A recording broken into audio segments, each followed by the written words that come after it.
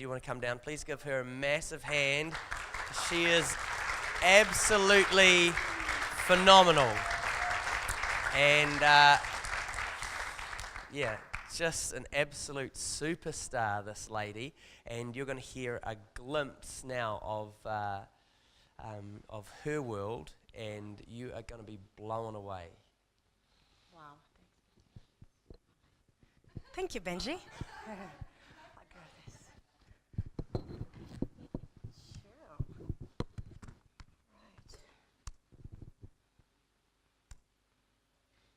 I have to have notes, otherwise Benji have to physically remove me from here.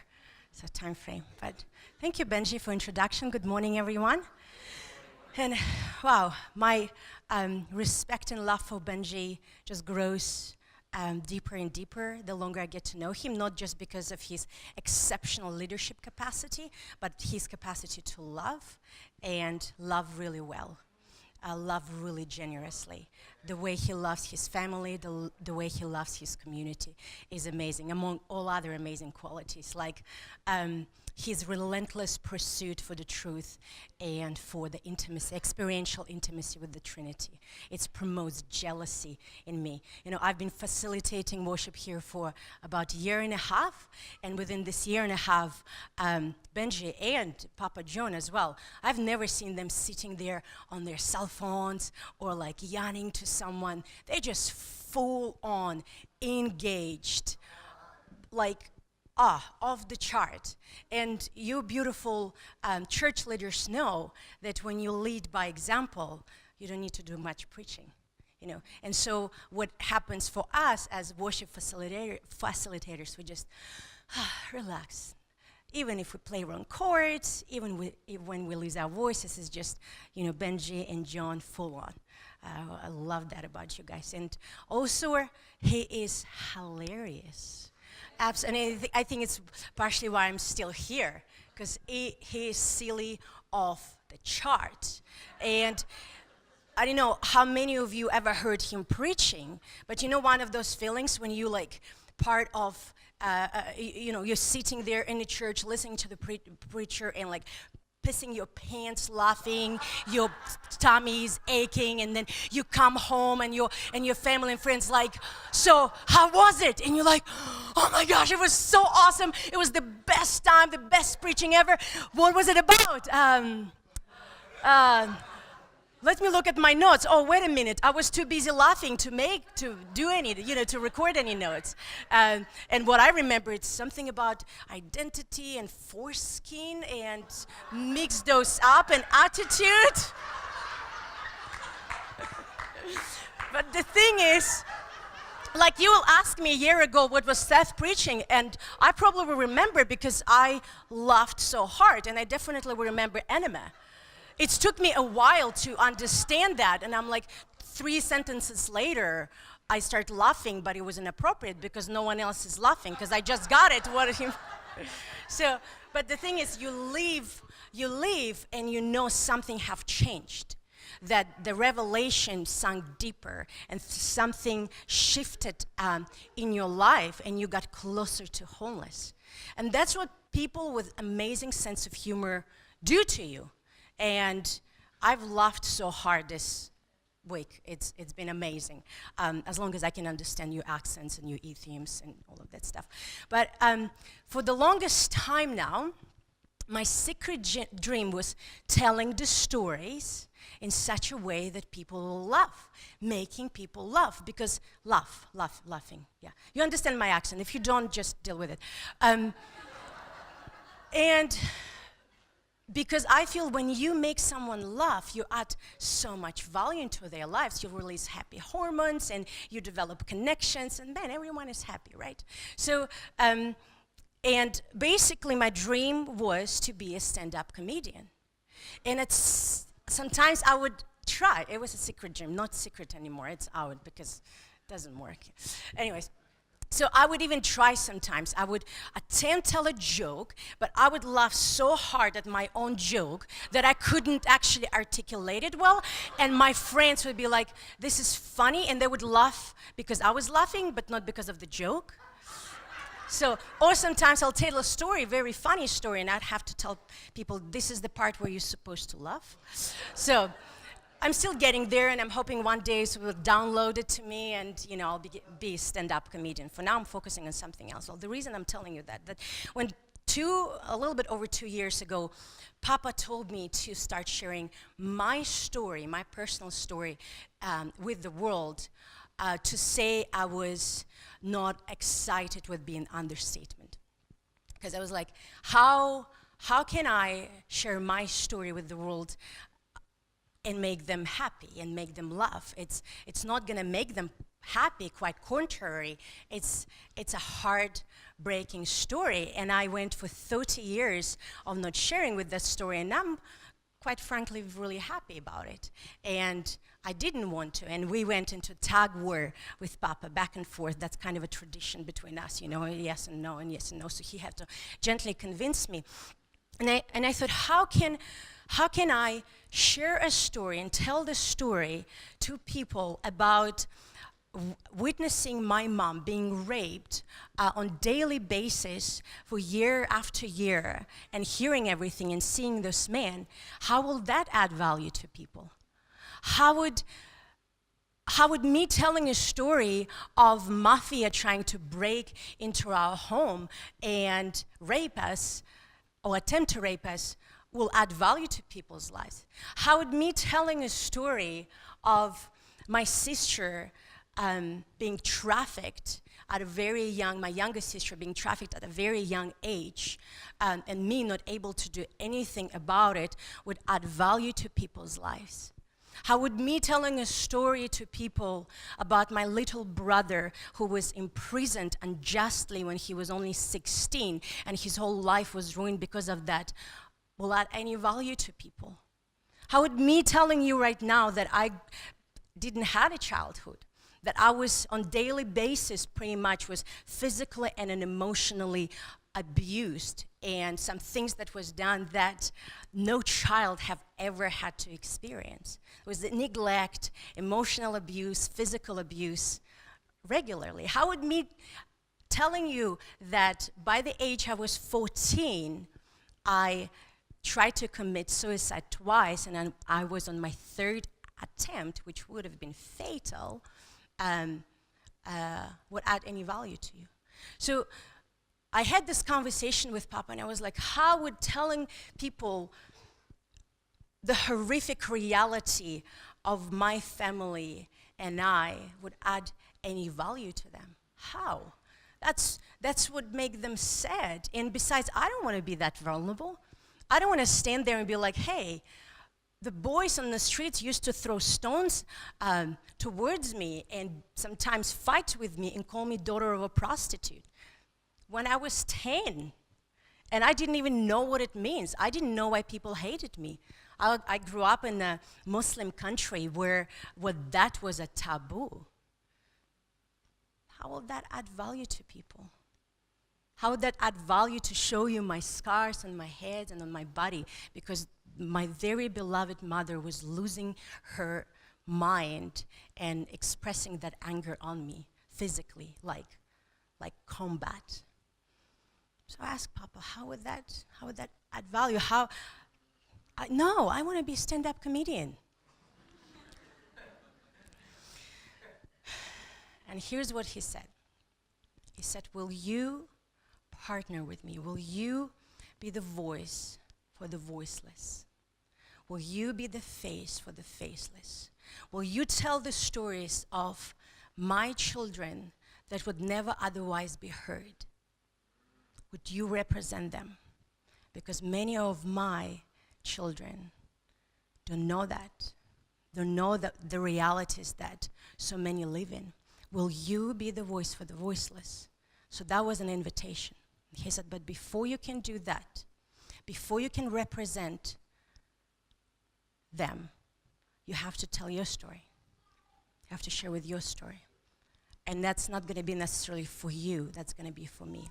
And to make long story short, I started writing. And for months and months I was writing and scratching the surface of some of the realities that my family, my little siblings and I went through.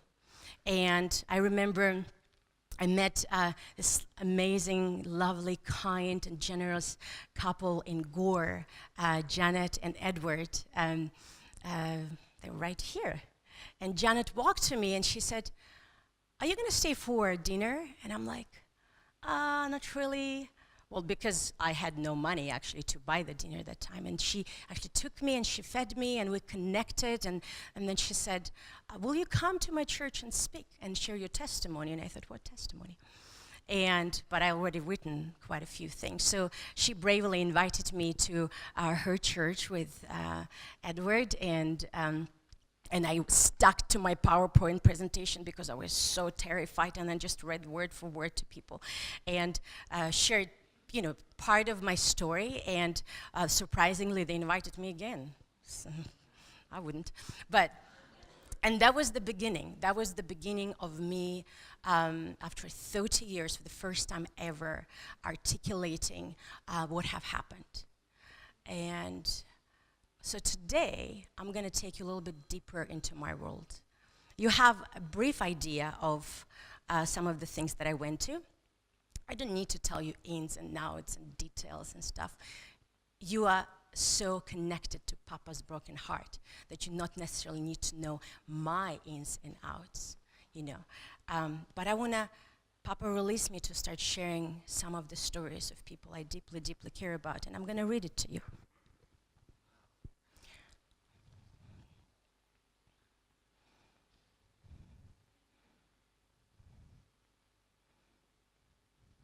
Okay, so I'm going to take you on the journey with me. It's called Her Story, and you can give her any name you want. She was at the party watching him play a very peculiar musical instrument that looked like a string instrument and a flute combined. His presence was magnetic. She felt drawn to him. He was indeed a very skillful musician and well known for his wealth and connections in the city. But there was more. She was drawn to something else. Perhaps it's because he reminded her of her father that left the family when she was 4. He noticed her. She stood out of the crowd, and the moment he noticed her, he despised her with all that was within him. Deep down, he knew who he truly was, and it was not who people thought he was. She reflected back to him everything he was not. Young, vibrant, and beautiful, but most of all, innocent and pure. She was the focus of everyone's delight.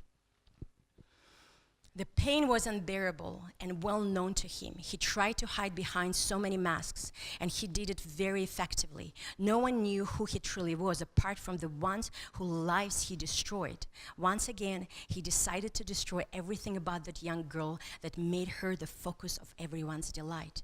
He pursued her relentlessly, deceiving her and used her pain to manipulate her. At first, he became the father she never had, but so longed for. And once he had her trust, with unstoppable force, he began destroying her soul and her body brutally with no remorse. Many days, weeks, and months passed. By the time I met her, she was in the most horrifying brothel. Her lean, barely covered body was on a display for clients. For a moment, I stood there looking at her, hoping to make an eye contact, but she was somewhere far away, perhaps dissociated and safely in her world full of colors. I stood there, looking at her. Then something changed. I felt fear filling up the room with force not known to me before. All the girls' eyes were fixated on the door. They somehow knew something horrible is going to happen. I was still trying to make an eye contact with her. She woke up from her daydream as well.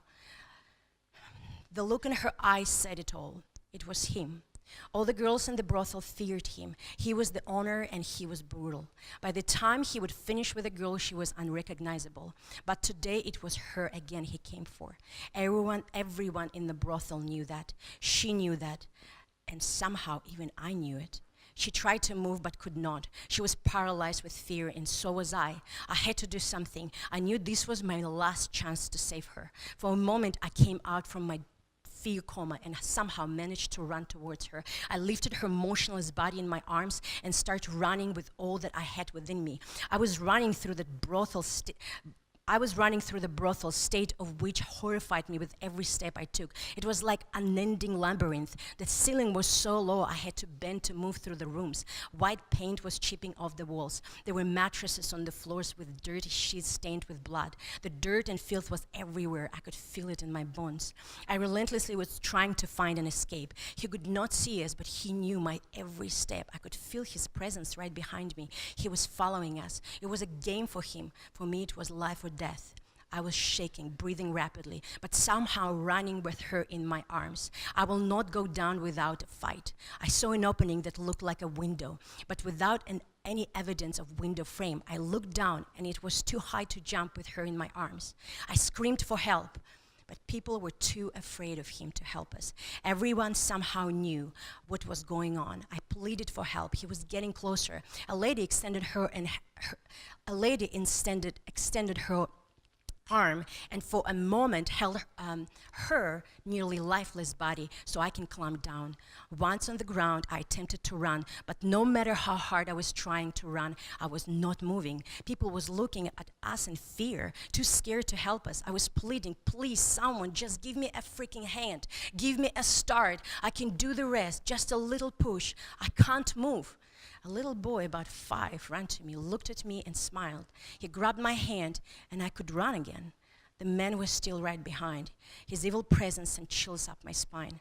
I kept running until I came to the huge grassy field. I distinctively remember the lush green grass. Paddocks were separated by metal wired fences, and I would not be able to climb through this fence with her in my arms. Somehow, my spirit in this moment went into her body, and we became one. Now she and I are one.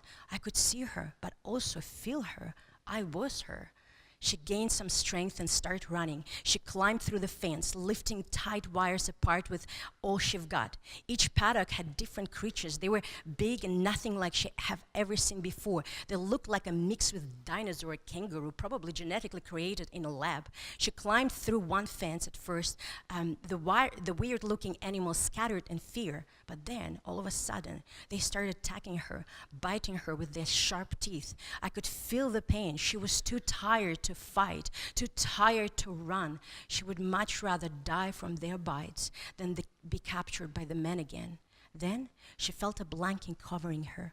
It was one of the creatures who came to her rescue.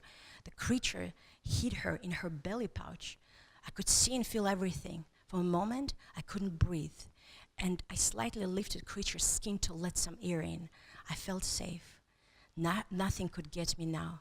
Nothing bad would happen to her. She's safe. The creature will not let anything happen to her. She's fierce, she's powerful. For anyone to even attempt to steal the girl from her. I woke up in a cold sweat. My room was dark and cold. I was shivering. My breathing was rapid. I laid there. This wasn't just a dream. I felt it all. I experienced it all. My body was in pain, and so was my heart. The dream did not end there. There is so much more. But the girl lived. Each character in this dream represents someone, but I will cover only a few. The girl, she's your daughter. She's your son. And all of you who have children know the feeling. Alicia, she's Leah. Simon, she's Lucy. Benji, she's Zoe. The girl is your daughter, is your son. The creature who saved her is you. Represents all the mothers and fathers. Fierce, powerful, and will do whatever it takes to save your child. The man and all the people who were too fearful to help, and also sons and daughters with broken identity. People who simply don't know who they are. And the thing is, when a problem, a crisis of human exploitation becomes personal, we do anything. But the thing is, it is personal. It is in our homes. It is in our schools. It is infiltrated our culture. Human exploitation, it is personal. It is not just someone else's daughter. It's not someone else's son. At first, when I knew that I'm not going to have a normal life of just, settling down, having a family, and having a job, 9 to 5, at first I thought it's personal because of my family, because I grew up in that reality, because I lost most people I loved, because I saw my mom dying in my arms at 43, bleeding from every single hole. And there is nothing I could do, because we didn't even have money to put her in the hospital. At first, I thought it's personal because my little sister was raped and sold to trafficking. I thought it was personal because it was my family. And the longer I look into it, the more I understand that it is personal for all of us, because it is in our homes. It is in our schools. It is in our communities. So a couple of years ago, when I first time met Benji, I had 10-year plan for my life. I thought, yes, absolutely, Papa, I will do what you want me to do. In fact, when I left my country, I'm from Tajikistan, by the way, I vowed to never go back there. I said, you can send me anywhere. I go to anywhere, but I will never go to a Muslim country, and specifically Tajikistan, and never ever ask me to work with survivors of human trafficking or in that arena at all. It was way too personal, and I had way too much to deal with. And as he always does, he have softened my heart very, very gently, and then invited me to partner with him, and that's what I'm doing. But still, I had 10-year plan to pursue that, because I thought, well, first, it's my degree, I have to be sufficient financially, I have to have skills, and et cetera, and et cetera. And then I met Benji, still having that 10-year plan. And I was in Invercargill, and Benji was silly Benji, doing stuff, and I thought, who is this man? There's something about him. Who is he? And I was on the crossroads of deciding whether I'm going to stay in New Zealand or not. And long story short, at some point, Benji, Jody, and I went to Thailand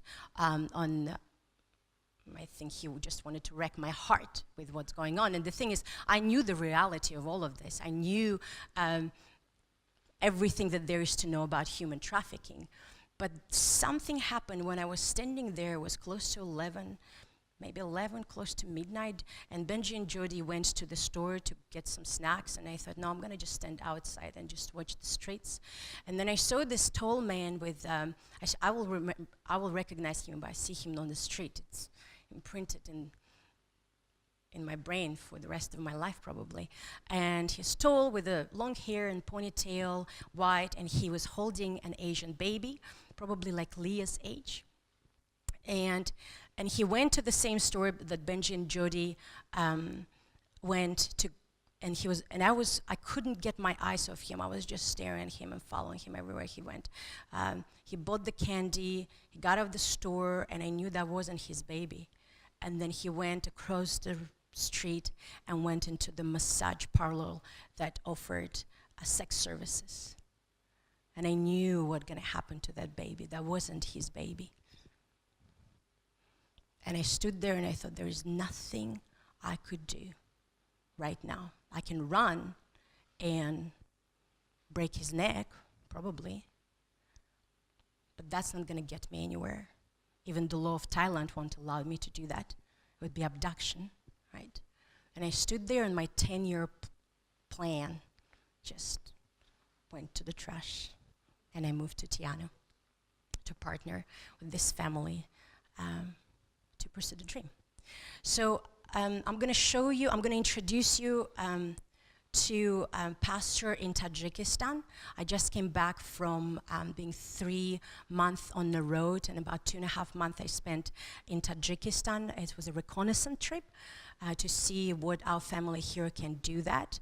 And the result of it is amazing. We're actually pursuing securing the land there to start building a house of shalom.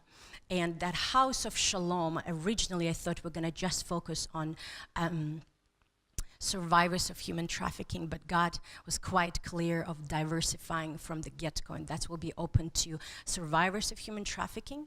That would be open to women who want to do an abortion because they don't have any other options, so they will be able to come to us and stay with us, and they'll have an option either keeping the baby or leaving the baby with us. It will be domestic violence victim, which is a huge problem in Tajikistan. It's a Muslim country. Women looked upon as just objectives or objects, and also faith prosecution, which is pretty big there as well. So I want to leave you with Matthew 5:16. Let your light shine before men so they may see your good works and glorify your Father in heaven. Our actions reflect who we are, in our walk with God. And just one last thing while I have the opportunity, will you please extend your hands towards Janet and Edward? And we just extend your hands. Thank you. Yes, you can clap too. Yeah. Extend your hands, and we're going to just pray for them. Papa, we thank you that the heaven is invading that community. We thank you that the heaven is invading their family. Heaven is invading Tapa Nui, their church. Thank you. We thank you that this is a season of abundance in every season, in every sphere of their lives. I thank you, Papa, that they've been so faithful and so loving towards their community, and man, sacrifice so much to be there. So we thank you that this is a season of shalom, shalom, shalom, and abundance in every sphere of their lives, sphere of finance, sphere of relationship, sphere of health. I thank you, Papa, that will be a hub where people from all over will come and find rest, find shalom, find transformation. We bless them in your name. B'Shem Yeshua. Amen. Thank you. Fantastic. Give her a hand. I told you you'd love her. Love you, girl. Awesome. Sweet. We'll give you guys a little bit more info on some of those fun adventures as we go through the day. Powerful though, Marina. Powerful. Thank you so much. Thank you so much. It's massive. So significant. So significant. I think it's amazing how much significance that Papa has placed in our hands. And opportunities are significant. And what we do with opportunities is significant. And when we steward opportunities well, it's inspiring. And isn't it just amazing?